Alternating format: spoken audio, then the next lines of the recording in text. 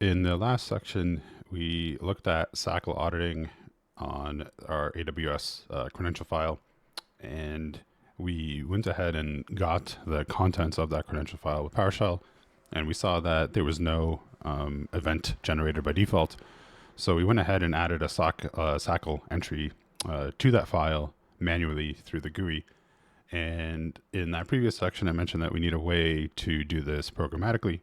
And that's exactly what we're going to be doing in this section. So in order to do that, and in order to kind of simulate all these various tokens on disk, and when I say tokens, these are not your cookie value. These aren't the kind of tokens that you get through phishing. These are tokens on disk that authenticate things like the Azure CLI, the AWS CLI, the G-Cloud tools, the kubeconfigs, things like that, that authenticate all of these command line utilities to their various cloud services.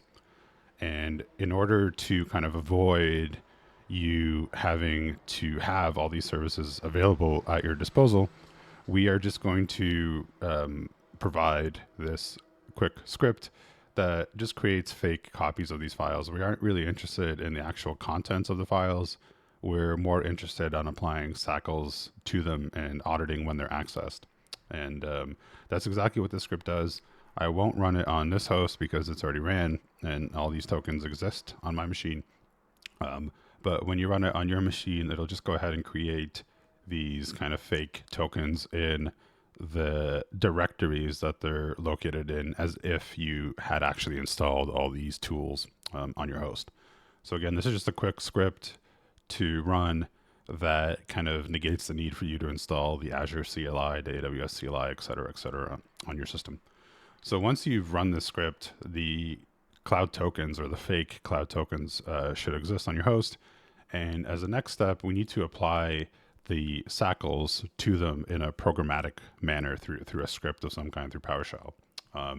Luckily for us, the amazing and talented Roberto Rodriguez already provides us this functionality via this set audit rule PS1 script. And what we are doing here is we're building upon this script that provides the functionality to programmatically set SACLs. And we are using this set audit rule script, and we're wrapping it with this set SACL script. So what SACL will do is it'll crawl your file system looking for these various cloud tokens, and it'll check if a SACL is already applied to them. And if one is not applied, it'll go ahead and apply them. So this is just a quick wrapper script for Roberto's script. Roberto's script is doing all the heavy lifting. It's doing all the internal stuff to allow you to apply these SACLs programmatically. And our script here is just crawling the file system and applying a SACL to the file when one doesn't exist. So we'll go ahead and run this, and we'll see that it runs pretty quickly, and the output is pretty colorful. So it'll tell you that there's no Azure token found, and this is a little bit of a different token than the Azure CLI. And it finds the Azure CLI token. It could see that the token already has a SACL applied, so it just skips it. For the AWS token that we were looking at previously, right before recording this video, I took the SACL off. So the script sees that. It sees that there's no SACL applied, so it sets one. And these are all the files that the script supports. So again, your kubeconfig files, your G-Cloud, your AWS, your Azure CLI, what have you. This script, I should mention too, is provided in the workshop materials. Please feel free to edit it if you want to add more files or different functionality. It's completely free to use, completely free to edit. If you do something really cool with it, let me know. But other than that, it's obviously free to modify, free to use in your environments, what have you. Just please test it first before running it in production, of course. So we have our SACLs applied to all our tokens here.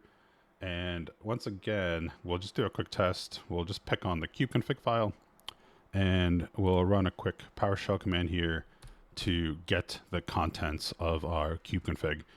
So you can see that when we get the contents, there's no actual credential material in here. That's not 100% what we're interested in.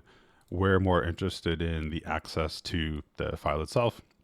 And when we browse to our event viewer and we look at the events, we should see an event very similar to what we previously looked at with the AWS credentials, but this time just a kubeconfig file where you can see the user that accessed the file, what file name was accessed, and again, most importantly, by which process that file was accessed. So to do a quick recap here, in the previous video, we looked at how to apply SACLs manually, and we looked at where cloud tokens are stored. And in this section, we ran 2/3 scripts. The first script created our fictitious or fake cloud tokens on our disk. And again, we did this just to avoid installing a bunch of CLI tools on the host when you don't really need to. And then we ran a second/third script here that used Roberto Rodriguez's set audit rule script that provides functionality to set SACLs programmatically. And we ran this quick wrapper script to find the cloud tokens and set SACLs on them when one does not already exist. So in the next section, what we're going to do is use the Mythic C2 framework to go ahead and try to access/steal these various tokens. And then we'll go ahead and look at what that telemetry looks like in a SIM. So really looking forward to it. I'll see everyone in that next section. Thank you.